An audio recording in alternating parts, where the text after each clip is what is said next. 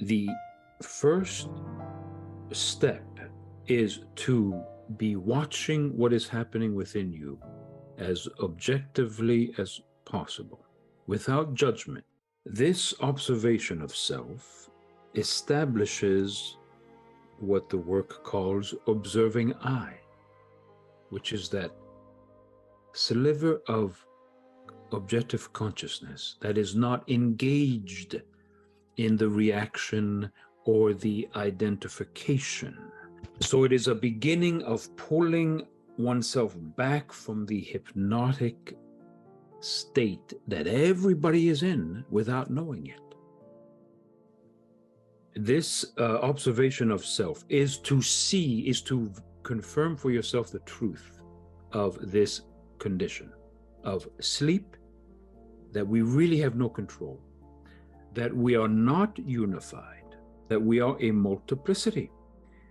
What we are seeking to do is to begin to strengthen that very small part of us that is seeking the deeper things, that is seeking God, and in order to do that, must return to one's deeper self, which the work calls real I.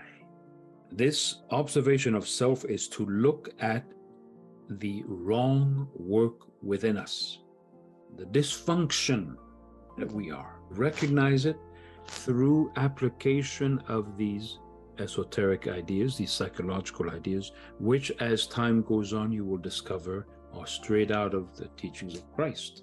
For instance, watch, do not sleep. At the heart of Eastern Orthodox spirituality, of the Holy Fathers and Mothers of ancient Christianity, before there was such a thing as a Western Roman Catholic Church, when it was the one church, there is a strong focus on vigilance, on watchfulness, straight out of the teachings and revelations of Christ. This watchfulness was called the watch of the heart, which is, in a more clinical and perhaps secular way, Gurdjieff is calling self-observation.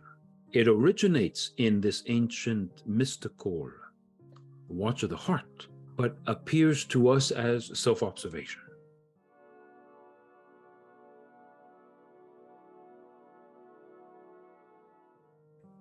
To be present means that you are able to pull out of all the reactive behavior, quiet the mind or distance yourself, turn down the volume on the eyes, don't believe them, don't let each passing random associative thought kidnap your identity. So being present requires that we reach a point where we can pull back from all that, just be here, and receive at a higher frequency, shall we say, the beauty of now.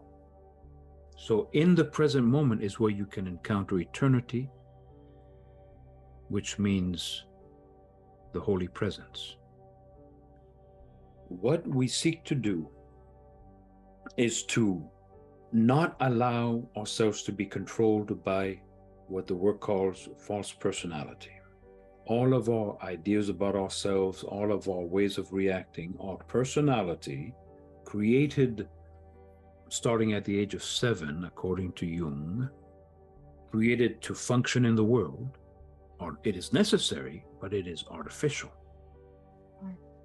And so by the time we are adults, we take for granted this personality that we live in, which is essentially ego-driven, and we have disconnected, lost connection with our essence, who we were, for instance, as children, our authenticity. So part of this process is to make emerge within us our essence by making passive our personality. And in recovering it as an adult who has an aim, who is becoming conscious, this essence, rather than just the being of the child, becomes a conscious presence in the world. In other words, your deeper self, your more authentic self, takes over consciously because you have mastered personality.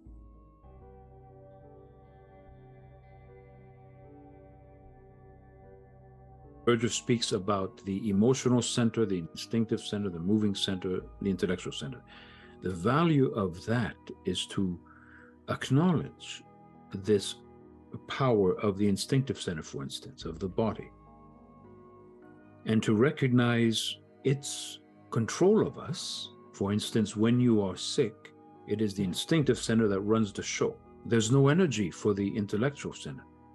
When you begin to step back from your reactions, you are giving yourself two things. One is you're no longer identified with everything as you, because you is that which is watching, not what is reacting.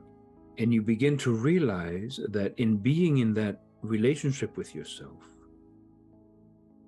you have a new kind of choice in the moment. So you take a situation in your life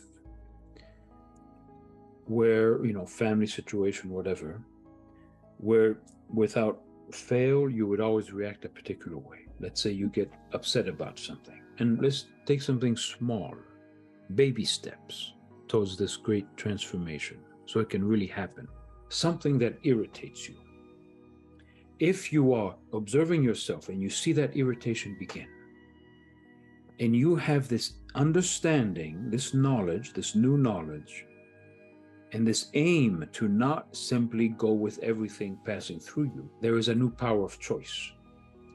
When you seek to apply that, you run into lots of resistance within yourself, because negativity justifies itself. The teaching tells us negativity always lies.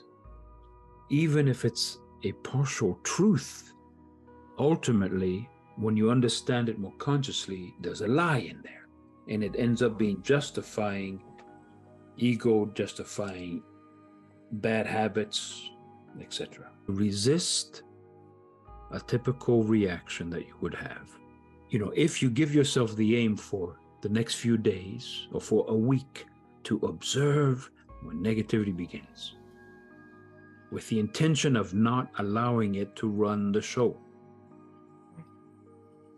on the theory that it is always bad for you, physically, spiritually, psychologically,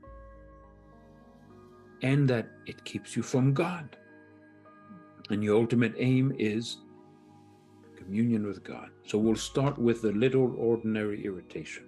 And what you will find if you watch yourself, because if you won't have any power to stop it, to make another choice. Typically, you will see it, it will happen. Nothing I can do about it.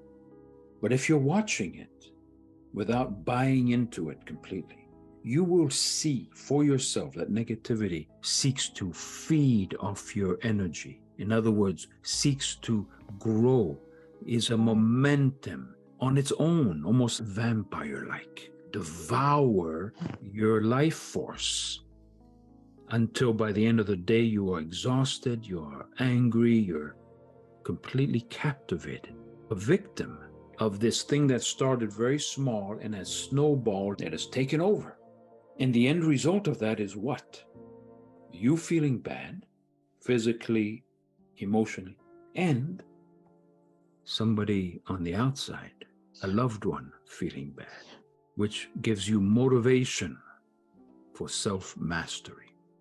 And the first time you are able to transform that energy, to catch it, and instead of letting it come out as negativity, transform it into energy for being present in the moment. Because it takes energy to be conscious. We only have a certain amount each day, and we are hemorrhaging it all the time through identification. So there is no energy left for our true desire, which is connection with the Holy.